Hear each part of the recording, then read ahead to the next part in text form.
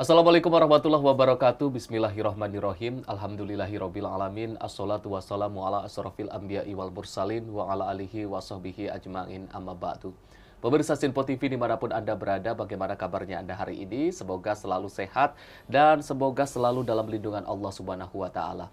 Puji syukur kehadirat Allah Subhanahu wa Ta'ala. Alhamdulillahirabbil alamin, karena di pagi yang cerah ini saya Arif Rifai bisa kembali menemani pemirsa Sinpo TV semuanya dalam acara Islam Penuh Cinta, Penyejuk Hati, Penyegar Iman. Dan sholawat beserta salam semoga tetap tercurah limpahkan kepada junjungan kita Nabiyana wa Rasulana Muhammad Sallallahu Alaihi Wasallam, yang kita nantikan syafaatnya kelak di yaumil qiyamah, dan semoga kita termasuk ke dalam umatnya yang senantiasa istiqomah dalam sunnah-sunnahnya. Dan pemirsa, seperti biasa kita akan membahas tema-tema yang menarik berkaitan dengan cinta bersama dengan Ustadz Ahmad Haris Riswanto. Assalamualaikum Pak Ustadz. Waalaikumsalam warahmatullahi wabarakatuh. Sehat Pak Ustadz? Alhamdulillah sehat Mas Arif. Alhamdulillahirabbil alamin. Baik Pak Ustadz, kita akan membahas terkait dengan nasihat terindah dalam Islam Penuh Cinta, Penyejuk Hati, Penyegar Iman. Pemirsa, setiap hati ini butuh nasihat, dan nasihat yang dibalut dengan cinta ini akan mudah masuk ke dalam hati. Lalu seperti apa nasihat terindah yang dibutuhkan oleh masyarakat ataupun hati-hati umat muslim ini yang akan langsung dijelaskan oleh Bapak Ustadz Ahmad Haris Riswanto. Kami persilahkan Pak Ustadz. Baik. Assalamualaikum warahmatullahi wabarakatuh. Waalaikumsalam warahmatullahi wabarakatuh. Alhamdulillahilladzi wa kafa, wassalatu wassalamu ala sayyidina Muhammadinil Mustafa wa ala alihi wa ashabihi ahli sidqi wal wafa, amma ba'du. Saudaraku pemirsa Sinpo TV dimanapun berada, juga Mas Arif, yang semoga kita selalu dalam karunia Allah, dalam bahagia dari Allah Subhanahu wa Ta'ala. Pada kesempatan yang berbahagia ini, kita akan berbincang tentang nasihat yang terindah. Apa maksudnya ini? Ini saya ambil dari satu hadis yang diriwayatkan oleh Imam Baihaqi dari sahabat Jabir.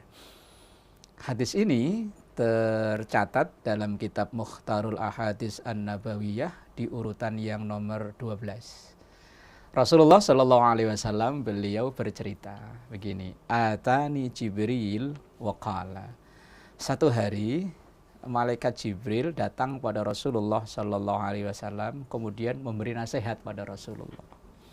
Tekstualnya memang ini nasihat malaikat Jibril kepada Rasulullah, tapi kontekstualnya adalah nasihat untuk kita semua sebagai umat Rasulullah Shallallahu Alaihi Wasallam. Dalam hadis ini ada, kalau bisa disimpulkan, ada 5 nasihat yang insya Allah nanti kita bahas. Yang pertama, nasihatnya begini, Ish ma syi'ta fa innaka mayyitun. Ish, hiduplah, ma syi'ta, dengan apa yang kamu inginkan. Alias silahkan kamu menjalani kehidupan ini dengan cara apa saja, mau ngapain apa saja, mau ngapain aja, terserah. Terserah. Tapi ingat, fa innaka mayyitun, engkau pasti akan mati. Dan mati itu bukan akhir dari perjalanan kehidupan, bukan. Akhir kematian itu hanya pintu gerbang untuk memasuki ke kehidupan berikutnya.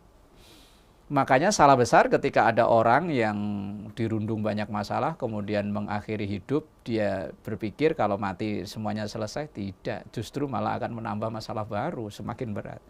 Nasihat ini kayak kita diberi kebebasan, mau ngapain saja terserah kok. Karena kita orang yang dibekali kecerdasan, dibekali akal, kita ini seakan-akan silahkan mau main kemana aja terserah, mau ngapain terserah, tapi ingat loh, kau akan mati. Dan kematian itu engkau akan mempertanggungjawabkan semua yang kau pilih dalam kehidupanmu itu. Kalau orang yang cerdas akan langsung berpikir, oh iya ya, kalau saya memilih ini, konsekuensinya ini. Tapi kalau saya memilih itu, konsekuensinya ini juga. Lah, maka orang-orang yang cerdas ketika dinasihati, silahkan mau ngapain saja, terserah. Tapi ingat, engkau pasti akan mati. Ibarat kita punya anak sekolah begini Mas Arif. Anak ini susah dinasihatin. Disuruh belajar susah, disuruh les sono sini susah. Artinya begini, kamu mau les terserah, mau belajar terserah, nanti ingat hasil belajar itu kembali ke kamu. Nah, kan gitu kan? Kalau udah nasihat macam-macam udah gak mempan, kita pun kadang begitu. Kamu mau terserah ngapain? Nah, terserah. Tapi kamu akan mati. Dan kematian itu adalah awal nanti akan mempertanggungjawabkan dari semua yang kau kerjakan saat hidupmu di dunia. In khairon fa khairun wa in syarron fa syarrun. Kalau memang baik, ya akan baik pula yang kau peroleh. Tapi kalau sebaliknya, ya sebaliknya pula yang kau peroleh. Sekecil apapun yang kau lakukan akan ada pertanggungjawabannya, dan pertanggungjawaban itu akan dimulai dari kematian itu. Jadi nasihat yang pertama, mau ngapain aja terserah, tapi engkau pasti akan mati. Nasihat yang kedua, wahbib masyita fa innaka mufarikuhu. Dalam redaksi lain, wahbib mansyita, ada yang masyita, ada yang mansyita. Kalau ma itu artinya apa, berarti kan barang kan ya. Kalau man itu seseorang. Nah, kita mau cinta apa saja terserah, mau mencintai siapa ya monggo, tapi fa innaka mufarikuhu. Secinta-cintanya dengan apa atau siapa pasti akan dipisah atau akan berpisah. Apakah kita yang pergi duluan atau yang kita cinta itu akan meninggalkan kita? Semua kita ini zuyyina linnasi hubbus syahawati minan nisa'i wal banina wal qanatiril muqantarah minadz-dzahabi wal fiddah. Semua kita ini pasti akan dihiasi kecintaan terhadap hubbus syahawat minan nisa, pasangan hidup. Ya memang harus lah ya, cinta dengan pasangan hidup. Kemudian wal banin, anak-anak. Kemudian harta benda, kekayaan dan lain-lain, kendaraan, rumah, tempat tinggal, semuanya. Kita itu dihiasi dengan kecintaan-kecintaan itu. Tapi ingat, secinta-cintanya kita pasti akan berpisah dengan yang kita cintai itu. Dengan pasangan hidup, ya kita pasti berpisah kok. Kadang ada yang dipisahkan dengan kematian, kadang ya ada dengan perceraian dan lain-lain. Semua yang kita cinta akan dipisah. Anak-anak, apalagi anak-anak. Kayak saya ini, anak pada belajar jauh, pada sekolah jauh, kan berpisah. Apalagi nanti begitu nikah, kalau apalagi anak perempuan nanti misalnya akan ketemu jodoh, kebetulan jodohnya orang jauh, ya akan berpisah. Awalnya kita sendiri, nanti ketemu jodoh berdua, nanti kita hidup dengan anak-anak kita, dan nanti akan kembali lagi anak-anak meninggalkan kita, pasangan hidup kita meninggalkan kita, dan akan sendiri lagi. Maka nasihat yang kedua, tekstualnya malaikat Jibril pada Rasulullah, konteksnya untuk kita semua, mau mencinta apa, mau mencinta siapa, silahkan. Tetapi ingat ya, engkau pasti akan dipisah. Berarti kalau bahasa sekarang, jangan terlalu bucin, budak cinta. Cinta harus, pasangan hidup harus, dengan anak-anak harus, dengan harta benda yang kita punya harus, wong itu titipan. Tetapi jangan sampai berlebihan. Wahbib man syi'ta atau ma syi'ta fa innaka mufarikuhu. Kemudian nasihat yang ketiga, wa'mal ma syi'ta fa innaka majziyun bih. Berbuat apa saja silahkan. Mau kerja mau enggak, mau belajar mau enggak, mau baik sama orang, mau sedekah sama orang, mau jahat sama orang, silahkan. Tapi ingat ya, fa innaka majziyun bi, engkau pasti akan menerima balasan dari yang kau perbuat itu. Biar sekecil apapun, nggak ada yang lihat kayak-kayaknya, tapi Raqib Atid nyatet. Kalau Quran yang begitu terkenal, fa may ya'mal misqala dzarratin khairan yarah wa may ya'mal misqala dzarratin syarran yarah. Sekecil apapun kebaikan yang kita lakukan, kita akan terima balasannya. Makanya mau berbuat baik walaupun cuma kecil, kayaknya nggak ada efeknya apa-apa di masyarakat, tapi bisa jadi. Umpama Mas Arif dari rumah ke kantor sini, ketika di jalan kok ngelihat ada pecahan kaca, ada paku, kemudian diambil supaya nggak kena motor, nggak kena kaki orang, diambil kemudian diamankan. Kelihatannya sepele, tapi itu bisa jadi mungkin yang menyebabkan Mas Arif nanti dimudahkan urusannya, dibaguskan karirnya, hanya karena kayaknya perkara kecil. Nah, tapi ya sebaliknya, wa may ya'mal misqala dzarratin syarran yarah. Kalau orang berbuat jahat, walaupun kayaknya sepele, buang sampah kan kayaknya sepele kan ya. Tapi bisa jadi itu menimbulkan madhar bahasa besar. Misalnya kita habis makan pisang kan, kayaknya kita dalam mobil, daripada mobil kotor lempar keluar. Begitu ada orang jalan kepleset, akhirnya jatuh, meninggal. Kelihatannya sepele, tapi nanti bisa berefek besar. Kelihatannya yang kita lakukan itu pelanggaran yang sepele menurut kita, tapi bisa berimbas yang besar.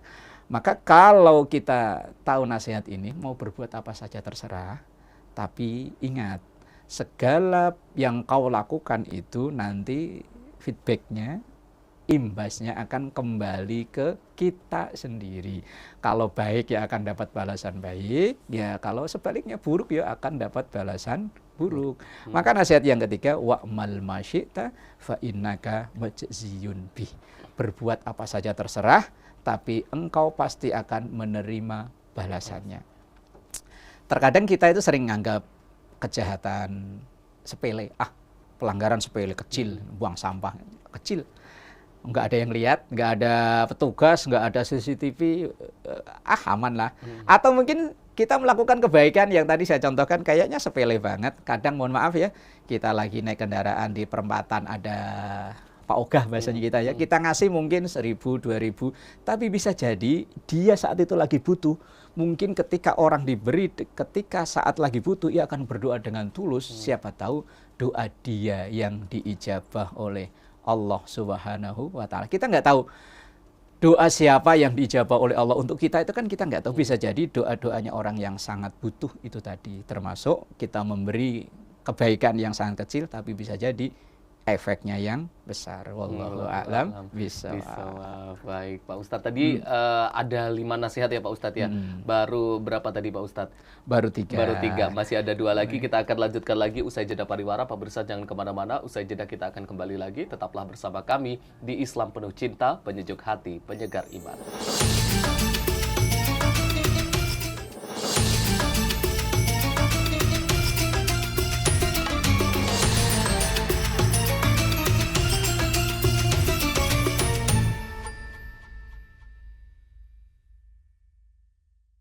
Pemirsa, Anda kembali menyaksikan Islam Penuh Cinta, penyejuk hati, penyegar iman. Masih membahas tema kita pada hari ini terkait dengan nasihat terindah.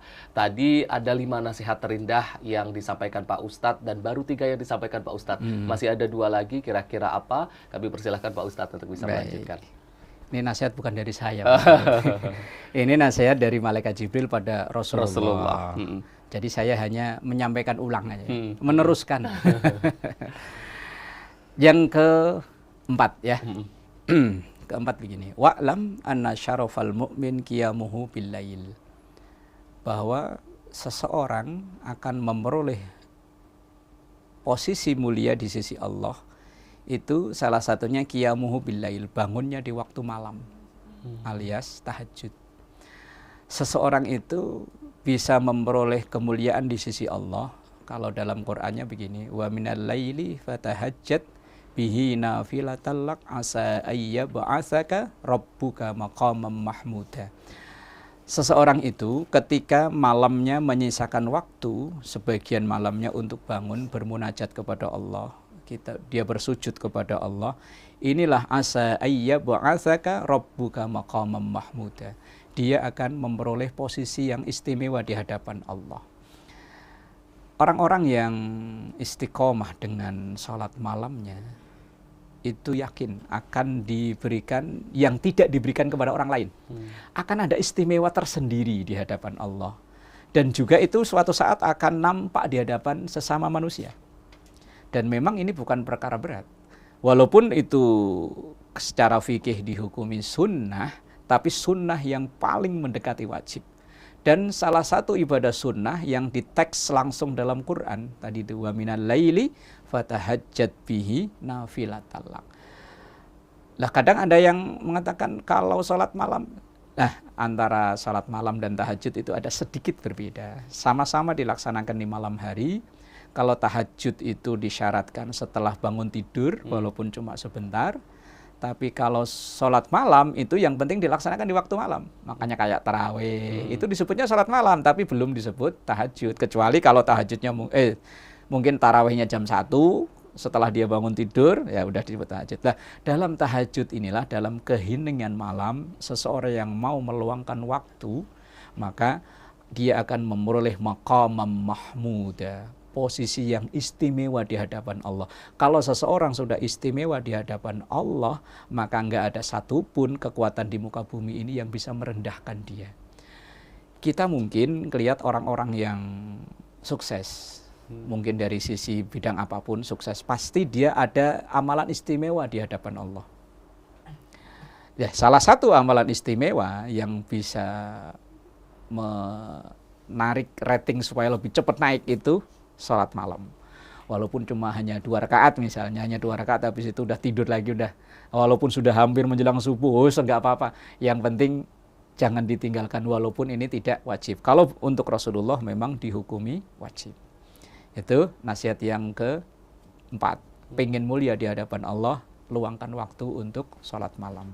Nasihat yang kelima, yang terakhir, wa izzahu istighna'uhu anin nas. Tapi kalau pengen mulia di hadapan sesama kita, sesama manusia, kalau tadi kan mulia di hadapan Allah, sekarang kalau mulia di sesama kita.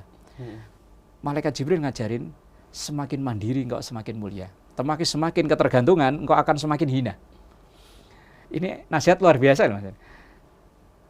Secara tidak langsung kita umat Islam ini diajarkan untuk menjadi umat yang mandiri, enggak ketergantungan kepada orang lain. Kita kalau ada ketergantungan dengan orang lain, maka ketika orang yang kita ketergantungan dengan dia itu, dia melakukan kesalahan, kita udah nggak ada keberanian untuk negur dia, itu nggak berani. Untuk negur dia nggak berani, apalagi dia atasan kita, sering memberikan bantuan ke kita, nggak mungkin kita berani. Makanya Islam itu mengajarkan jadi orang yang mandiri, sehingga engkau merdeka. Kalau melihat kejadian yang lebih luas ya, kita lihat terjadi peperangan di Iran sama itu kan. Kenapa itu negara-negara kok kayaknya diem? Itu mungkin ya udah nggak ada keberanian karena mungkin ada bantuan-bantuan yang sering disuapkan ke dia. Lah negara yang merdeka, negara yang tidak ketergantungan dengan akan berani untuk menyuarakan kebenaran. Begitupun kita secara lingkup yang lebih kecil ya. Ketika kita ini menjadi pribadi yang merdeka, tidak ketergantungan dengan orang lain, maka kita akan menjadi terhormat. Orang yang sering meminta, walaupun dia punya banyak, direndahkan orang. Walaupun dia misalnya itu loh, dia orang yang berkecukupan, tapi kok bentar-bentar bagi dong, direndahkan orang. Tapi orang yang sering membagi, dimuliakan orang. Tapi kalau orang minta, makanya ada hadis, al-yadul ulya khairun min yadis sufla, tangan yang di atas lebih mulia daripada tangan yang di bawah. Artinya orang yang memberi akan dapat posisi mulia. Tapi kalau orang yang sering menerima, bahkan sampai meminta, kehormatannya, pertaruhannya. Maka nasihatnya Malaikat Jibril, pengen mulia di hadapan sesama manusia, jangan sering minta. Kalau diberi, jangan ditolak. Tapi jangan sering minta. Meminta halal, boleh. Tapi kalau jadi kebiasaan, nah itu. Begitu Mas Arif.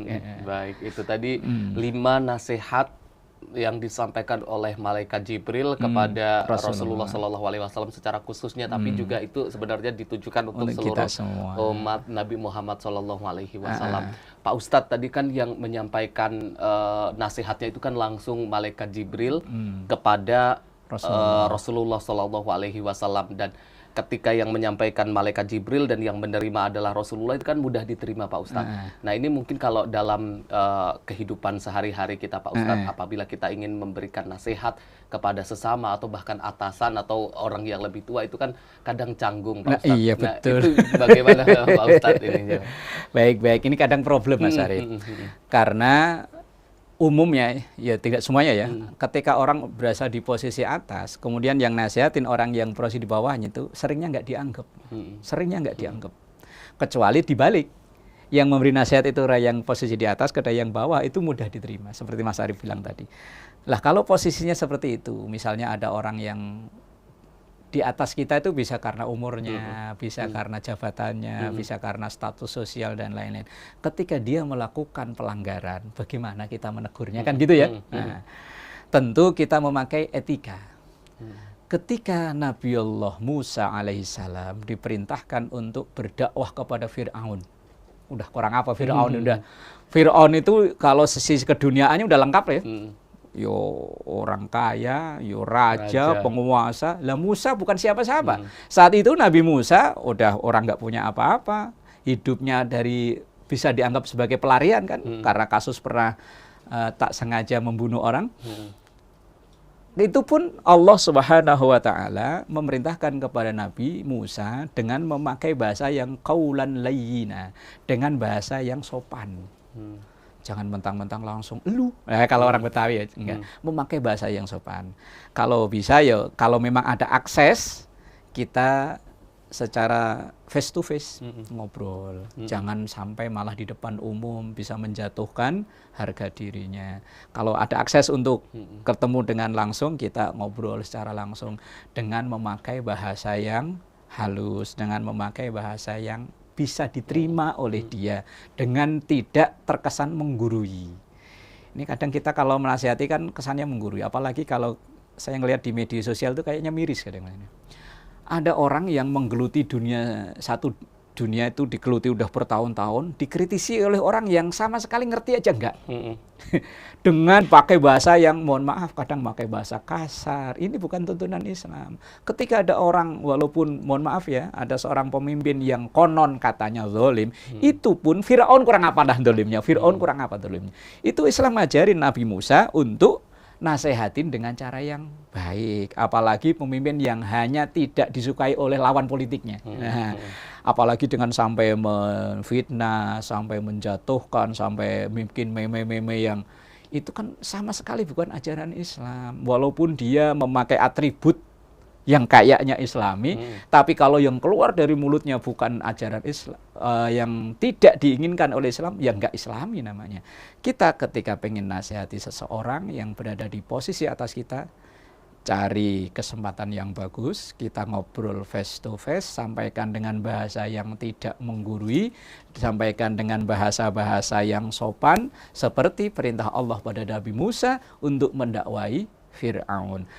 Dan ada satu doa yang diajarkan oleh Allah pada Nabi Musa, yaitu sering kita dengar, Rabbi shrahli sadri wa yassir li amri wahlul 'uqdatam min lisani yafqahu qawli waj'al li waziran min ahli. Ini doa yang dibaca oleh Nabi Musa ketika akan ngadepi Fir'aun.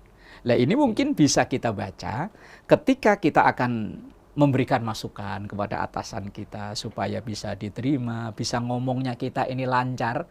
Kadang kalau kita ngomong sama atasan kita kan gagu menggadak kan ya, susah ngomongnya.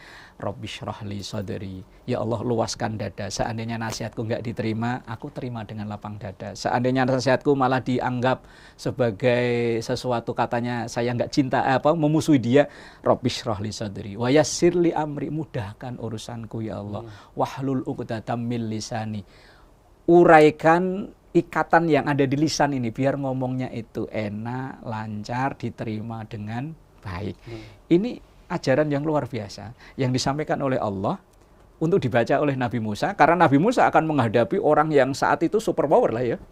Kalau sekarang ya mungkin rajanya diraja, tapi tetap dengan memakai bahasa yang baik. Wallahu a'lam. Baik, Pak Ustadz, kembali lagi ke salah satu nasihat dari malaikat Jibril kepada Nabi Muhammad SAW tadi terkait dengan kita boleh mencintai pasangan kita, anak-anak kita dengan secinta-cintanya, tapi kita harus ingat bahwa suatu saat kita akan berpisah dengannya. Nah, berpisah ini kan menjadi salah satu hal yang cukup berat ya Pak Ustadz, menakutkan, ya. Cukup menakutkan, apalagi kalau bisa dikatakan banyak orang bilang mungkin kalau anak yang kehilangan orang tuanya bisa dikatakan itu ada istilahnya, ada yatim, ada piatu. Tapi kalau orang tua yang kehilangan anaknya kan nggak ada istilahnya karena saking sakitnya mungkin itu Pak Ustadz. Nah, untuk ikhlas atau untuk menerima perpisahan atau kehilangan anaknya yang mungkin meninggal duluan atau seperti apa, itu bagaimana Pak Ustadz? Ya tadi seperti di awal kita yakinkan dalam diri bahwa ini titipan, suatu saat pasti akan diambil oleh sang penitip, tapi yakinlah titipan itu akan bisa menjadi milik kita dan nanti akan dijumpakan kembali di kehidupan berikutnya dengan keadaan mungkin yang lebih baik daripada sekarang. Seandainya kita punya anak meninggal, mungkin kita belum siap untuk mengasuh anak itu, dan Allah lebih tahu mana yang terbaik buat kita. Wallahu a'lam. Wallahu a'lam bishawab. Intinya adalah menyadari bahwa semua ini adalah titipan. Baik, Pak Ustadz, terima kasih sekali Pak Ustadz yang telah menyampaikan tadi nasihat-nasihat yang disampaikan oleh malaikat Jibril untuk Nabi Muhammad SAW dan juga untuk umatnya secara keseluruhan. Sekali lagi terima kasih Pak Ustadz, terima kasih juga untuk pemirsa Info TV yang sudah menyaksikan kami dari awal hingga akhir. Jangan lupa terus saksikan Islam Penuh Cinta, penyejuk hati, penyegar iman setiap hari jam 4:30 pagi hanya di Info TV. Saya Arif Rifai mewakili seluruh kru yang bertugas. Mohon maaf apabila ada kesalahan. Wabillahi taufiq wal hidayah. Wassalamualaikum warahmatullahi wabarakatuh. Bismillahirrahmanirrahim. Rabbana atina fid dunya hasanah wa fil akhirati hasanah wa qina adzabannar. Shallallahu ala sayyidina Muhammad wa ala alihi wa sahbihi wasallam. Walhamdulillahi rabbil alamin. Wassalamualaikum warahmatullahi wabarakatuh.